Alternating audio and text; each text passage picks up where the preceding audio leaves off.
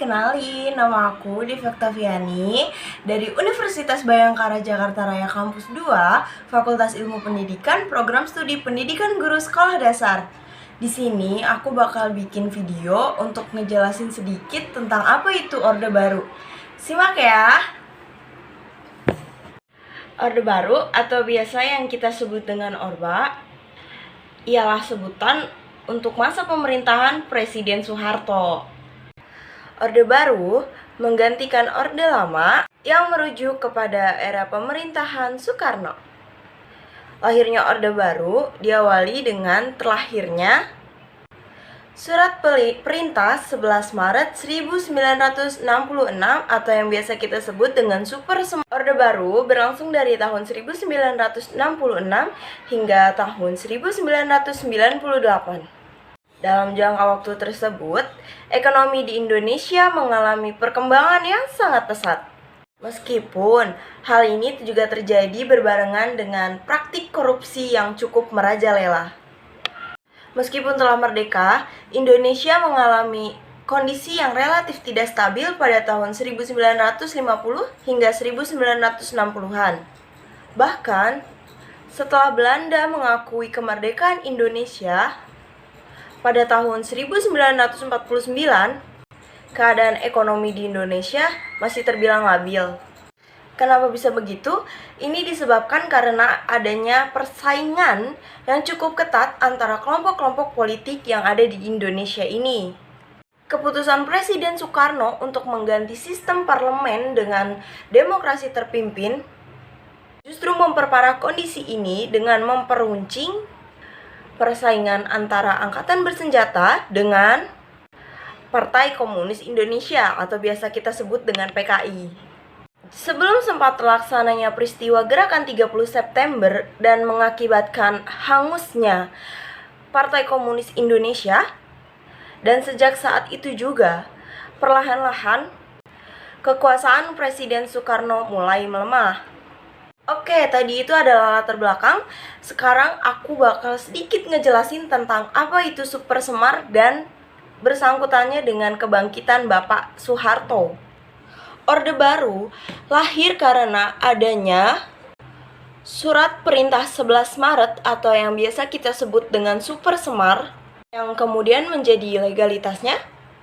Orde Baru bertujuan untuk meletakkan kembali tatanan seluruh kehidupan rakyat, bangsa dan negara pada kemurnian pelaksanaan Pancasila dan Undang-Undang Dasar 1945. Kelahiran Super Semar terjadi akibat serangkaian peristiwa.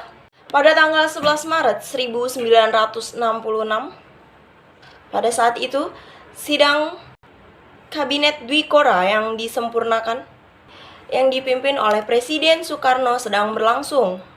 Di tengah-tengah acara, ajudan presiden melaporkan bahwasannya di sekitar istana terdapat pasukan yang tidak dikenal.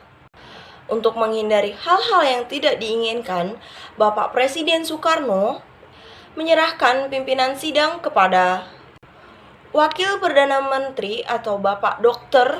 Johannes Leimana berangkat menuju Istana Bogor, didampingi oleh Wakil Perdana Menteri 1, Bapak Dr. Subandrio dan Wakil Perdana Menteri 3, Hairul Saleh. Wakil Perdana Menteri kedua, Dr. Johannes Leimana pun segera menyusul setelah sidang itu selesai. Di tempat lain, 3 perwira tinggi, yaitu Mayor Jenderal Basuki Rahmat, Brigadir Jenderal M. Yusuf, dan Brigadir Jenderal Amir Mahmud, bertemu dengan Letnan Jenderal Soeharto selaku Menteri Panglima Angkatan Darat dan Panglima Komando Operasi, Pemulihan Keamanan dan Ketertiban untuk meminta izin menghadap kepada Presiden. Segera setelah mendapat izin dari hari yang sama, 3 perwira tinggi ini datang ke Istana Bogor dengan tujuan melaporkan kondisi yang ada di ibu kota, Jakarta, meyakinkan Presiden Soekarno bahwa ABRI, khususnya Angkatan Darat, dalam kondisi siap siaga. Namun, Mereka juga memohon kepada Presiden agar Presiden mengambil tindakan untuk mengatasi keadaan ini. Masuki materi selanjutnya, yaitu pemberantasan Partai Komunis Indonesia atau PKI. Sebagai tindak lanjut Super Semar, Letnan Jenderal Soeharto mengambil beberapa tindakan pada tanggal 11 Maret 1966.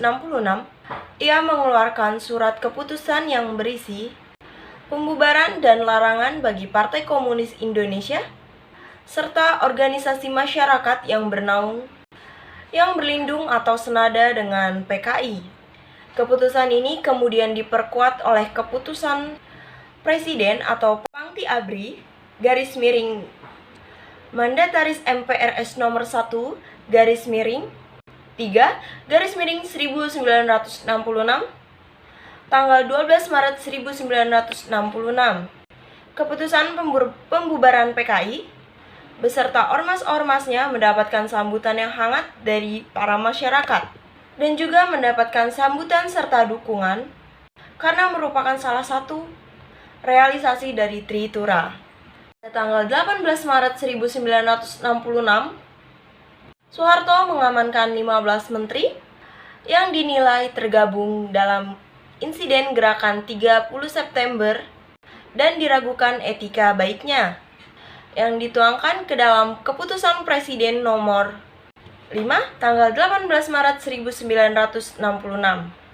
Presiden Soeharto kemudian memperbarui Kabinet Dwi Kora yang disempurnakan dan membersihkan lembaga legislatif termasuk MPRS dan DPR-GR dari orang-orang yang dianggap terlibat dalam gerakan 30 September. Materi yang ketiga yaitu ada pembentukan Kabinet Ampera. Dalam rangka memenuhi tuntutan ketiga Tritura, Soeharto dengan dukungan ketetapan MPRS nomor 13 garis miring MPRS garis miring 1966 membentuk kabinet baru yang diberi nama Kabinet Ampera.